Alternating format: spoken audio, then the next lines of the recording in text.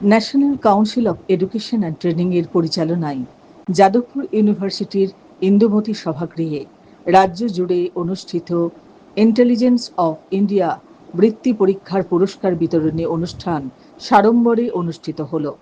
রাজ্য এবং জেলা স্তরে মিলিয়ে প্রথম থেকে দশম শ্রেণী পর্যন্ত মেধার ভিত্তিতে প্রায় 500 জন ছাত্রছাত্রীদের বৃত্তি রাশি ও পুরস্কার প্রদান করা হয় আনন্দময়ী গ্রুপ অফ কোম্পানির পক্ষ থেকে। বৃক্ষে জলদান এবং অঙ্কিতা ঢালির একক রবীন্দ্রনৃত্যের মধ্য দিয়ে অনুষ্ঠানের শুভ সূচনা হয়।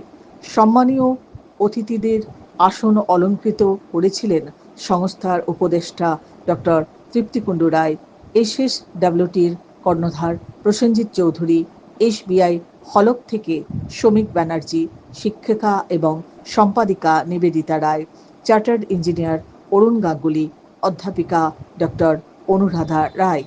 উদ্বোধনী ভাষণে প্রোগ্রামের গুরুত্ব এবং আগামীতে সংস্থার লক্ষ্য নিয়ে বিস্তারিত বলেন সমাজবিজ্ঞানী doctor Tapas Kumar De, president all India NGO welfare association. Yoga trainer Priyanka পালের পরিচালনায় ছাত্রছাত্রীরা শাস্ত্রীয় সঙ্গীতের সাথে যোগা পরিবেশন করে নজর কাড়েন। সুদক্ষতার সাথে অনুষ্ঠানটি সঞ্চালনা করেন রামগোপাল চ্যাটার্জি। উপহার সামগ্রী দিয়ে সহায়তা করেন উদ্যোগ ফাউন্ডেশন। সকল ছাত্রছাত্রীদেরকে পেন এবং 10 জন প্রধান শিক্ষকদের হাতে দেয়াল ঘড়ি তুলে দেন এসআরএমবি গ্রুপের পক্ষ থেকে জয় সরকার মহাশয়। উপস্থিত সকলকে হেলথ ড্রিঙ্ক প্রদান করেন উদ্যোগী বাংলা ফাউন্ডেশন।